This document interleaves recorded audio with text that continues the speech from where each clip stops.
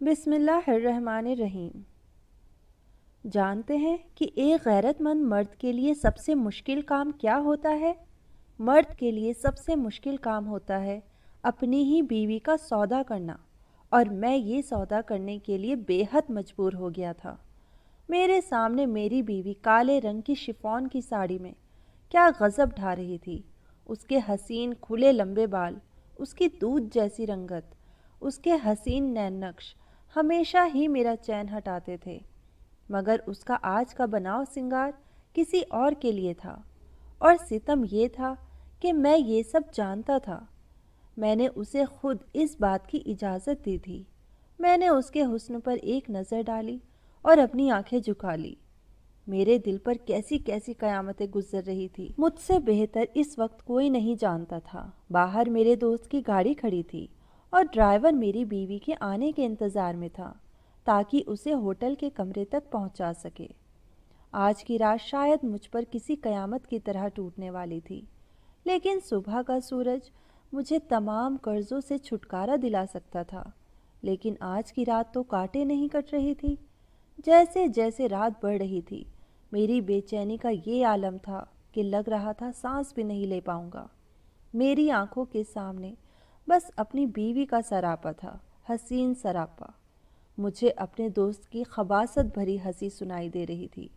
میرے کانوں میں اپنی بیوی کی سسکیاں سنائی دے رہی تھی۔ اس کی بے بسی سے بہتے آنسو دکھائی دے رہے تھے۔ میرا دل اس قدر بے چین ہوا کہ میں اٹھ کر کھڑا ہو گیا۔ میرا سانس پوری طرح سے پھول رہا تھا۔ میرا دماغ یوں تھا کہ پھٹ جائے گا۔ میرے اعصاب تن چکے تھے۔ میرے لیے یہ بہت مشکل وقت تھا کہ میں اپنی بیوی کو کسی اور کے ساتھ برداشت کرتا۔ اسی لیے میں گھر سے باہر نکل گیا۔ میرا رخ سیدھا اس ہوٹل کی طرف تھا جہاں پر میری بیوی گئی تھی۔ جیسے جیسے میں ہوٹل کے قریب جا رہا تھا، میرے دل کی حالت اور بھی بری ہوتی چلی جا رہی تھی۔ میری آنکھوں میں جیسے کوئی خون اتر رہا تھا۔ میرا جی چاہ رہا تھا کہ اپنے دوست کا قتل ہی کر ڈالوں۔ مقروض تو میں پہلے سے ہی تھا، قاتل بھی بن جاتا، لیکن اپنی غیرت کا سوداگر نہیں بن سکتا تھا۔ میں ہوٹل پر پہنچا، سامنے ریسیپشن سے دوست کا نام بتایا اور یہ پوچھا کہ وہ کس کمرہ نمبر میں ہے، تو ریسیپشنسٹ نے عجیب سی مسکراہٹ سجائی۔ کہنے لگی کہ انہوں نے تو آج کی رات اسپیشل روم بک کروایا ہے، گولڈن لائٹ کے نام سے۔ یہ بھی کہا کہ انہیں ڈسٹرب نہ کیا جائے۔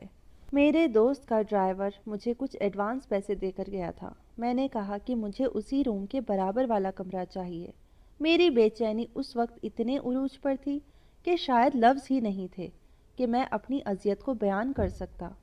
کمرے کی چابی میرے سامنے تھی۔ میں اسی کمرے کے برابر والے کمرے میں چلا گیا۔ دونوں کمروں کے درمیان گیلری تھی، بس بیچ میں دیوار تھی جسے لانگنا میرے لیے کوئی مشکل نہیں تھا۔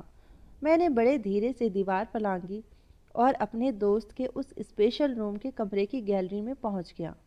میری جیب میں اس وقت تیز دھار کا چاقو تھا اور میں ارادہ کر چکا تھا کہ میں اسے نہیں چھوڑوں گا، پھر بے شک میرا جو مرضی انجام ہو۔ لیکن جیسے ہی میں نے ذرا سا گیلری کے شیشے کا دروازہ کھول کر پردہ ہٹا کر کمرے کے اندر کا منظر دیکھا تو میرے ہوش اڑ کے رہ گئے تھے۔ میرے ہاتھ سے چاقو زمین پر گر گیا تھا۔ میرے ہاتھ پوری طرح سے کپ کپا رہے تھے۔ میرا پورا وجود زلزلوں کی زد میں آ چکا تھا، کیونکہ میری بیوی اور میرا دوست۔ اپنے دوست کی بات سن کر میں اس سے نظریں نہیں ملا پا رہا تھا۔ ہم ایک فاسٹ فوڈ کے ریسٹوران میں بیٹھے تھے۔ میرے سامنے رکھی ٹیبل پر مختلف قسم کے برگر اور سیلڈ موجود تھے۔ سامنے میرا دوست بیٹھا مجھے ایک ٹک دیکھ رہا تھا۔ کہنے لگا، اچھی طرح سوچ لو ظفر، کوئی زبردستی نہیں ہے، وقت لینا چاہو تو لے سکتے ہو، لیکن صرف آج رات کا۔ اس سے زیادہ میں تمہیں وقت نہیں دے سکتا۔ شاید اس کے لیے یہ سب کہنا آسان تھا، لیکن میرے لیے سننا آسان نہیں تھا۔ لیکن اس وقت میں قرضوں میں ڈوبا ہوا تھا، اتنا مقروض تھا کہ اپنی بیوی کے بارے میں ایسی بات سن رہا تھا جو کہ مرد کی غیرت پر چوٹ ہوتی ہے۔ میرے دوست نے جب مجھے یوں چپ اور خاموش دیکھا تو کہنے لگا، کھانا تو کھاؤ، اس کے پیسے نہیں لوں گا تم سے۔ یہ کہہ کر وہ مسکرایا تھا۔ کہنے لگا، تم زیادہ ہی اس چیز کو سوچ رہے ہو، حالانکہ جس ماحول میں میں موو کرتا ہوں یہ تو عام سی بات ہے۔ تمہیں یقین نہیں آئے گا، لیکن میرے پارٹنرز اپنی بیویوں کو خود ہوٹل کے کمروں میں بھیجتے ہیں۔ करोड़ों रुपए का कॉन्ट्रैक्ट पेपर एक रात में साइन हो जाता है। तुम भी मालामाल हो जाओगे। मैं दोनों हाथों की मुट्ठियां भींचे कैसे नजरें झुकाए, कैसे उसकी बकवास सुन रहा था, ये मैं ही जानता था। बेबसी और गुर्बत भी इंसान को ना जाने कैसे कैसे मुआशरे के रंग दिखाती है। सामने बैठा मेरा दोस्त बड़े मज़े से जिंगर बर्गर खा रहा था, लेकिन मैं यूं था कि जैसे बेजान वजूद लिए बैठा हूँ। मुझे याद आने लगा कि मैं बड़े घमंड से कभी ये भी कहता था कि जिस मर्द में गैरत नहीं उसे मर्द कहलाने का हक ही नहीं, और आज मैं जो कुछ अपनी बीवी के लिए सुन रहा था मेरे लिए मौत के बराबर था। आपने ऐसी बहुत सी औरतें देखी होंगी जो अपनी मजबूरी की वजह से खुद को दूसरों के सामने बेच देती हैं, लेकिन शायद मैं पहला मर्द था जो अपनी मजबूरी की खातिर अपनी बीवी को एक रात के लिए बेचने का सौदा कर रहा था। मेरी वो बीवी जो एकदम पाक साफ, जिसे मेरे अलावा आज तक किसी ने नहीं छुआ था। छूना तो दूर की बात है, उसे किसी ने देखा तक नहीं था। मुझे याद आने लगा जब भी हमें शादी में जाना होता तो आयरा जब भी बुर्का पहनती तो मैं उसे कहता कि तुम भी क्या खुद को लपेटे रखती हो। शादी में सब औरतें तैयार श्यार होकर आएंगी, मेकअप से ही वो खूबसूरत लगती है। तुम तो वैसे ही बेहद हसीन हो, तो मेरा भी जी चाहता है कि तुम भी तैयार होकर जाओ ताकि सब औरतें तुम्हें देखती रह जाएं और कहें देखो ज़फ़र की बीवी कितनी खूबसूरत है। मेरी बात सुनकर वो मेरे गले में बाहें डालकर बड़ी मोहब्बत और लगावट से कहती, मेरा हुस्न सिर्फ आपके लिए है ज़फ़र, मैं इसे लोगों को दिखाकर आम क्यों बनाऊं? मेरा तो जी चाहता है मुझे आपके अलावा कोई एक आग भी ना देखे। आयरा की बात जैसे अब भी मेरे कानों में गूंज रही थी। मेरी आंखों से अजियत से आंसू निकले थे। मैं अपनी ऐसी पाकदार बीवी का सौदा करने जा रहा था? नहीं नहीं, ये सब मुझे मंजूर नहीं। फिर मेरे दिल की आवाज़ मेरी ज़ुबान पर आई। मेरे दोस्त का बर्गर जो मुंह के करीब था हाथ में ही रह गया। एक पल वो मुझे जांचती हुई नज़रों से देखने लगा, फिर कहने लगा, कोई मसला नहीं, लाओ निकालो मेरे 70 लाख रुपए। अपने दोस्त की बेहिसी देखकर मेरी आंख से जमा शुदा पानी मेरे गाल पर गिर गया। हालांकि मैं कोई कमज़ोर मर्द हरगिज़ ना था, बहुत मजबूत मिजाज का मालिक था, लेकिन अब टूट चुका था। मैंने अपने दोस्त से कहा कि मुझे थोड़ा वक्त दो, इतनी बड़ी रकम का इंतज़ाम अचानक से एक रात में नहीं कर सकता। वो कहने लगा कि मैं और ज़्यादा वक्त नहीं दे सकता, मेरे पास आज की रात है, या तो तुम मेरी बात मान लो या फिर पैसों का इंतज़ाम कर दो। मैं वहाँ से उठकर बाहर निकल आया। हालांकि मौसम सर्द था, हवाएं भी ठंडी चल रही थी, लेकिन मुझे घुटन का एहसास इस कदर शिद्दत से हो रहा था कि सांस लेना भी मुहाल लग रहा था। मैं जाने कैसे अपने घर पहुंचा था। रात का 1 बज गया था। मैंने मेन दरवाजे पर दस्तक दी तो फौरन से आयरा की आवाज़ आई। मैंने कहा, मैं हूँ, दरवाज़ा खोलो। उसने फौरन से दरवाज़ा खोला। मुझे देखकर कहने लगी, आप कहाँ रह गए थे? कब से आपका इंतज़ार कर रही हूँ। मैं क्या जवाब देता कि मैं कहाँ से आ रहा हूँ। मैंने कोई जवाब नहीं दिया, खामोशी से मरे मरे कदमों से अपने कमरे में जाने लगा। तो आयरा कहने लगी, ज़फ़र आपने जवाब नहीं दिया। मैंने कहा, मेरे सर में दर्द है। वो कहने लगी, ज़फ़र मैं आपके लिए खाना गर्म करूं? मैंने नहीं में सर हिला दिया। मैंने कहा, नहीं, मैं खाना बाहर खा कर आया हूँ। बेशक वहाँ खाने के लिए सब कुछ मौजूद था, लेकिन मेरी भूख तो दोस्त की बात सुनकर ही मिट चुकी थी। आयरा मेरे पास आई, मेरा चेहरा देखने लगी। क्यों झूठ बोल रहे हैं ज़फ़र? मुझे पता है आपने कुछ नहीं खाया और मैं भी आपका ही इंतज़ार कर रही थी।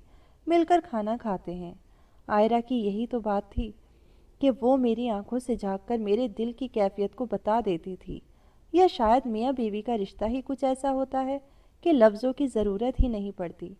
बहरहाल वो खाना गर्म करके ले आई।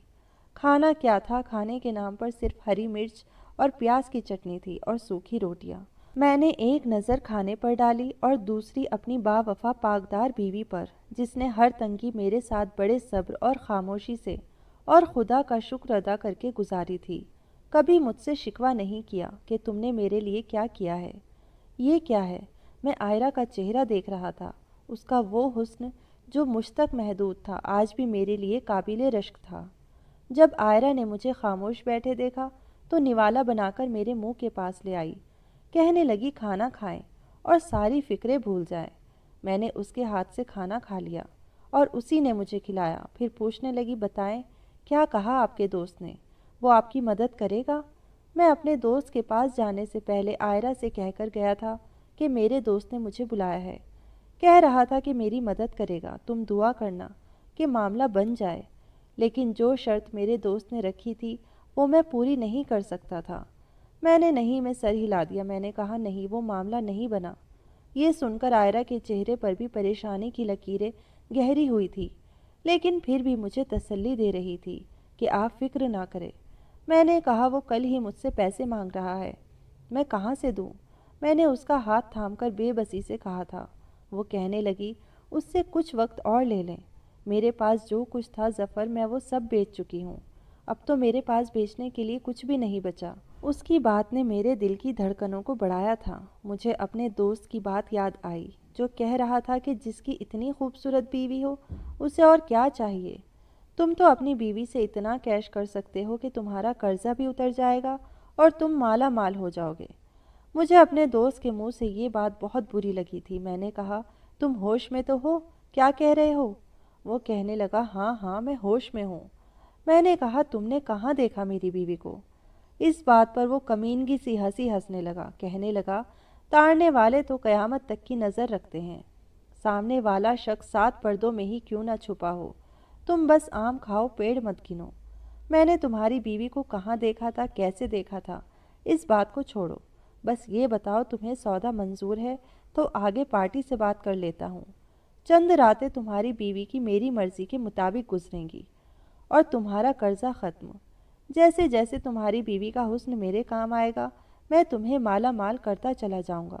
وہ کس قدر بے شرم اور کمینہ شخص تھا، اگر میں مقروض نہ ہوتا تو یقیناً اس وقت اس کا گریبان پکڑ کر اسے مار مار کر لہو لہان کر چکا ہوتا۔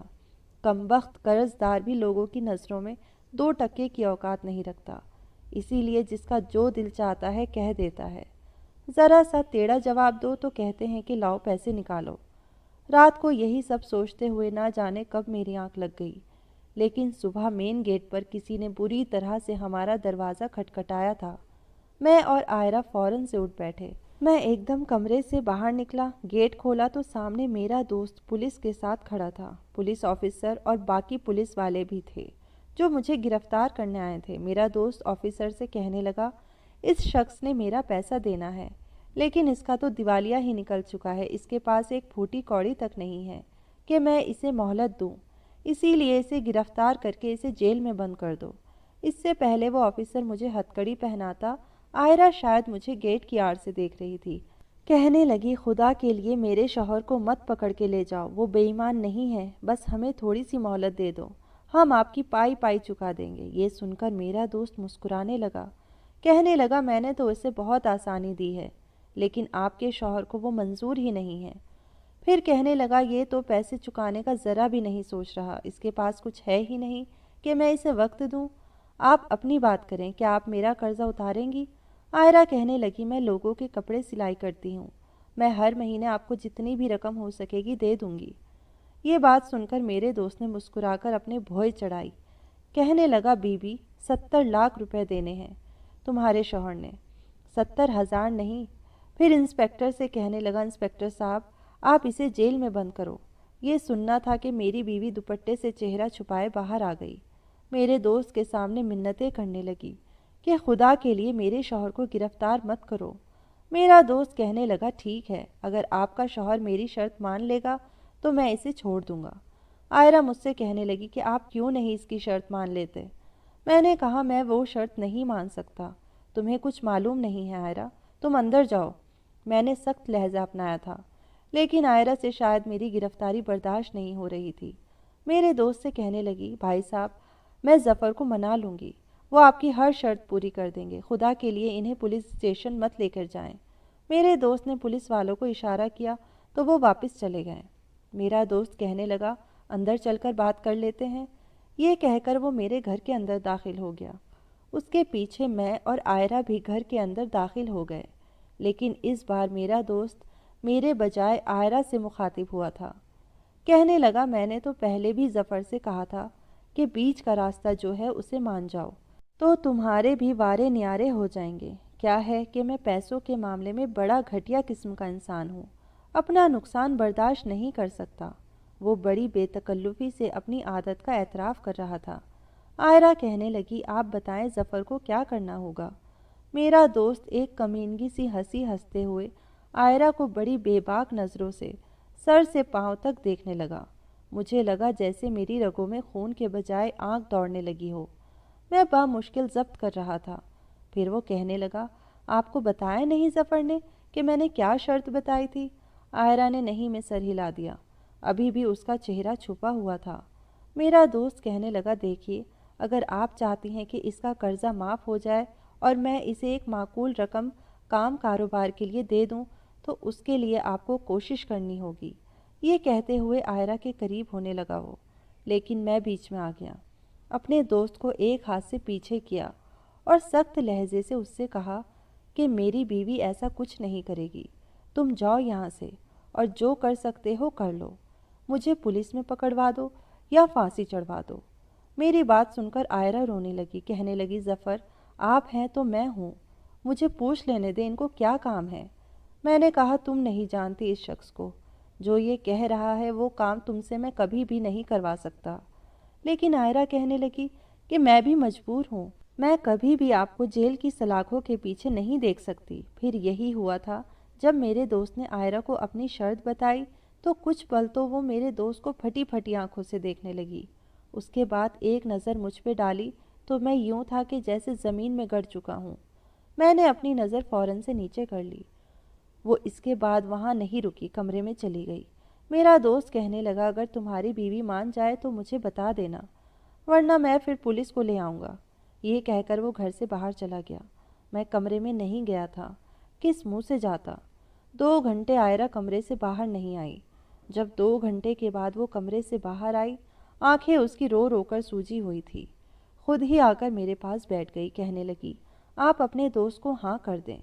میں نے اس کی طرف دیکھا، مجھے عائرہ سے اس جواب کی ہرگز بھی توقع نہیں تھی۔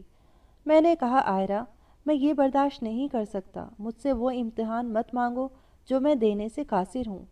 وہ کہنے لگی، میں آپ کو جیل میں نہیں دیکھ سکتی، اور آپ کیا سمجھتے ہیں اگر آپ جیل میں بند ہو گئے تو میرے ساتھ کیا ہوگا؟ میں اکیلی گھر پر ویسے بھی غیر محفوظ ہی رہوں گی نا۔ عائرہ کی بات بھی ٹھیک تھی، اگر میں جیل چلا جاتا تو پیچھے سے کوئی بھی اس کے ساتھ کچھ بھی کر جاتا، وہ کیسے اپنا بچاؤ کر سکتی؟ لیکن پھر بھی میرا اس بات پر دل نہیں مان رہا تھا۔ کیسے میں اپنے سامنے اپنی بیوی کو ایک گناہ کی دلدل میں دھکیل دیتا، اور کوئی دوسرا راستہ بھی میرے پاس نہ تھا۔ حالات کے پیش نظر میں نے اپنی غیرت کو تھپ تھپا کے سلا دیا، اور یہ ایک مرد کے لیے بہت مشکل کام ہوتا ہے۔ میں نے اپنے دوست کو فون کیا اور کہا کہ مجھے اس کی شرط منظور ہے۔ یہ سن کر اس کی آواز چہک اٹھی، کہنے لگا، تم نے صحیح وقت پر بڑی عقل مندی سے فیصلہ کیا ہے۔ پھر اس نے اگلے ہی روز اپنے ڈرائیور کے ہاتھ ایک بے باک سا لباس میری بیوی کے لیے بھیجا تھا، جسے پہن کر اسے اسی ڈرائیور کے ساتھ ایک ہوٹل کے کمرے میں جانا تھا۔ وہ کالے رنگ کی ساڑی پہنے پہلی بار ایسے لباس میں تھی۔ میں نے اپنا رخ بدل لیا۔ عائرہ کے جانے کے بعد مجھے چین ہی نہیں آیا تھا، اسی لیے میں بھاگتا ہوا ہوٹل پہنچا تھا۔ کچھ پیسے میرے دوست نے اپنے ڈرائیور کے ہاتھ ایڈوانس بھیجے تھے۔ میں نے اس کے برابر والا کمرہ لیا اور اس کی گیلری سے کود کر جب اندر جھانک کر دیکھا تو میرے تو ہوش اڑ گئے۔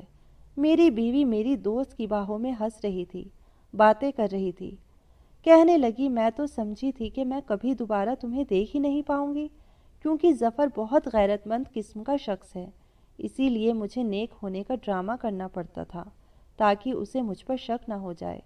میرا دوست کہنے لگا، دیکھ لو میری عقل کا کمال، میں نے اس کا سارا پیسہ بھی ہتھیا لیا اور بیوی بھی۔ میرا دوست میری بیوی کی بکھری لٹ ٹھیک کرتے ہوئے بولا، کہنے لگا، وہ بیوقوف یہ سمجھا تھا کہ اسے نقصان ہو گیا، حالانکہ ایسا کچھ بھی نہیں ہے۔ مجھے یاد آنے لگا، میرا دوست جب میرے ساتھ پارٹنرشپ میں کام کرنے آیا تھا تو میرے پاس اچھی خاصی رقم تھی۔ فیکٹری اس کی تھی لیکن پیسہ میں نے لگایا تھا۔ ہم نے لاکھوں کا کپڑا خرید کر فیکٹری کے گودام میں رکھوایا تھا تاکہ جلد سے جلد بچوں کے گارمنٹس کو تیار کر کے پروفٹ کما سکیں۔ میرے دوست نے مجھے بڑے بڑے خواب دکھائے تھے، لیکن ایک رات میں سو رہا تھا، اس کا فون آیا، کہنے لگا، ظفر، فیکٹری کے گودام میں آگ لگ گئی ہے، جلدی پہنچو۔ جب میں وہاں پہنچا تو پورا گودام آگ کی لپیٹ میں تھا۔ فائر بریگیڈ آگ بجھا رہی تھی۔ میرا دوست روتے ہوئے میرے پاس آیا، کہنے لگا سارا مال جل کر راکھ کا ڈھیر بن گیا، تمہارا تو دیوالیہ ہی نکل گیا، سارا مال تمہارے پیسوں کا تھا، تم تو سڑک پر آ گئے۔ اس وقت میری یہ حالت تھی کہ بے ہوش ہو کر گر جاؤں گا، میرے سینے میں درد اٹھا تھا۔ میرا دوست مجھے ہاسپٹل لے کر گیا، مجھ سے یہ صدمہ برداشت نہیں ہوا تھا۔ جب مجھے ہوش آیا اور میری طبیعت سنبھلی تو عائرہ میرے پاس بیٹھی رو رہی تھی، کہنے لگی آپ کے ہاسپٹل کا بل میں نے اپنا زیور بیچ کر دیا ہے، آپ بالکل ٹھیک ہو جائیں۔ میں ابھی کچھ سنبھلا ہی تھا کہ میرا دوست میرے گھر مجھ سے ملنے آ گیا، کہنے لگا جو مال جلا ہے اس میں تمہارے مال کے علاوہ 70 لاکھ کا مال ہم نے ادھار پر اٹھایا تھا تاکہ پارٹی کا آرڈر پورا کر سکیں، اور وہ مال بھی آگ میں جل چکا ہے اور اب وہ شخص پیسوں کا تقاضا کر رہا ہے۔ میں نے کہا میں کہاں سے اتنی بڑی رقم لاؤں گا؟ تو وہ کہنے لگا یہ تو تمہیں سوچنا چاہیے کیونکہ یہ نقصان تمہارا ہے۔ میرا دوست اور میری بیوی مل کر مجھے دھوکہ دے رہے تھے کیونکہ اب وہ ہوٹل کے کمرے میں میری بیوی کو بتا رہا تھا کہ گودام میں آگ لگنے سے پہلے وہ مال نکال چکا تھا اور جو جلا تھا وہ خراب اور بیکار مال تھا، اور یہ سب اس نے مجھے پھنسانے کے لیے کیا تھا تاکہ میرے سامنے میری بیوی کے ساتھ رنگ رلیاں منا سکے۔ اس وقت میرے پاس موبائل فون موجود تھا، میں نے ان دونوں کی ویڈیو بنا لی اور پھر وہاں سے سیدھا پولیس اسٹیشن گیا۔ اگلے ہی روز میری بیوی اور میرا دوست جیل کی سلاخوں کے پیچھے تھے۔ میں نے آج تک عورت کا یہ روپ کبھی نہیں دیکھا جو میری بیوی نے اپنایا تھا۔